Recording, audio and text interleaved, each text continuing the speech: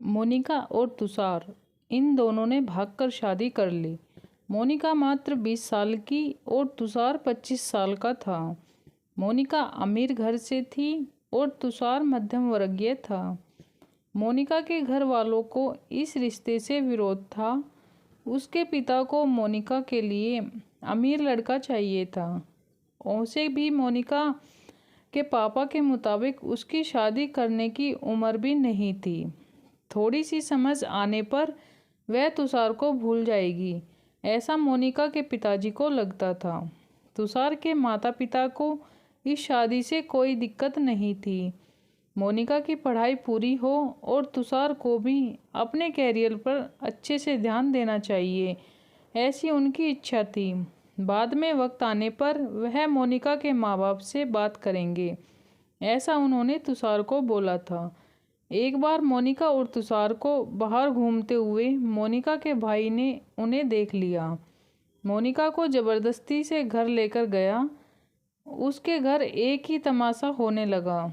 उन्होंने मोनिका का घर के बाहर जाना बंद करवा दिया।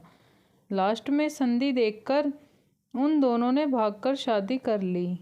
मोनिका के घर वालों ने उससे सारे रिश्ते तोड़ दिए। तुम कभी खुश नहीं रहोगी, ऐसी उसे बद्दुआ दी। तुषार के घर वालों को उनका विरोध नहीं था, पर उन दोनों ने लिया हुआ निर्णय उसके माँ बाप को पसंद नहीं आया। हमें एक बार बताया तो होता, हम कोई न कोई मदद कर सकते थे।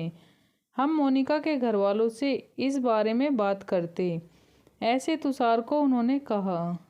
पर अब जो हुआ सो हुआ। उन्होंने मोनिका को बहू के रूप में स्वीकार किया। मोनिका और तुषार को लेकर वह मोनिका के मायके में भी गई, पर मोनिका के पापा अड़े हुए थे। उन्होंने मोनिका का चेहरा देखना, पापा के खिलाफ जाने में माँ की हिम्मत नहीं हो रही थी। मोनिका के लिए अब मायका पूरी तरह से छूट गया था। धीरे धीरे मोनिका का तुषार के घर में मन लगने लगा। अब अपना जो भी कुछ है वह यहाँ पर ही है, यह उसे समझ आ गया। मोनिका बड़े लाड प्यार से बड़ी हुई है। उसे कोई भी काम की आदत नहीं थी। हमें ही उसे सब कुछ सिखाना पड़ेगा। तुषार की माँ को यानी मोनिका की सास को पता था सब कुछ अच्छा चल रहा था, पर नियति के मन में कुछ अलग ही चल रहा था। उसकी शादी को जैसे तैसे 1 साल हुआ था और एक एक्सीडेंट में तुषार दुनिया छोड़कर चला गया। सभी पर दुख का पहाड़ टूट पड़ा। एन जवानी में अपने बेटे की मृत्यु के कारण तुषार के पापा को जबरदस्त मानसिक धक्का लगा। मोनिका भी पूरी तरह से टूट गई थी। अभी तो उनकी गृहस्थी शुरू ही हुई थी।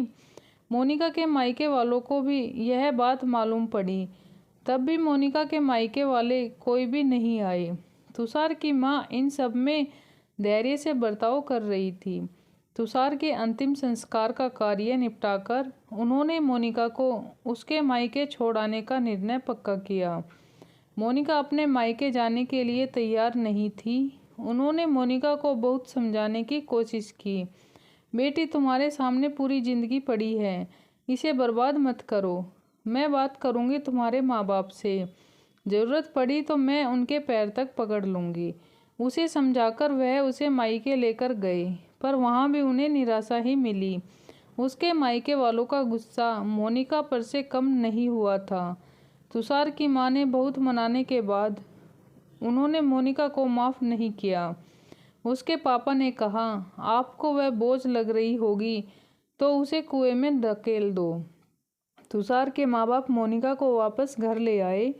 मोनिका के घर वापस आने से घर के बाकी लोग थोड़े नाराज़ थे। अब मोनिका को कोई भी खुले मन से स्वीकारने को तैयार नहीं था। कुलक्ष्मी अपशकुनी, पोते को निकल गई, मेरे बेटे को भी निकल जाएगी। यह ऐसा बोलकर तुषार की दादी मतलब मोनिका की दादी सास उसे ताना दे रही थी। उस वक्त तुषार के पापा की तबीयत बहुत खराब हो रही थी। यह सब मोनिका को सहन नहीं हो रहा था। उसने ठान लिया कि यहाँ से दूर निकल जाना चाहिए। रात को सब सोने के बाद वह निकलने ही वाली थी, तभी उसकी सास जग गई। उन्होंने मोनिका को रोका। कहाँ जा रही है? माँ मुझे जाने दीजिए, मैं अपशकुनी हूँ, मेरी ही वजह से यह सब हुआ। मैं तुषार की ज़िंदगी में आती नहीं तो, हमारी शादी नहीं होती तो आज वह जिंदा होते। पापा की भी यह अवस्था होती नहीं। मुझे जाने दीजिए, मैं यहाँ नहीं रह सकती। वक्त आने पर आत्महत्या कर लूँगी, पर अब यहाँ नहीं रहूँगी। सच में मेरे यहाँ आने से इस घर की सारी खुशियाँ चली गई। मुझे कोई अधिकार नहीं है यहाँ रहने का। मोनिका रोते रोते सब बोल रही थी।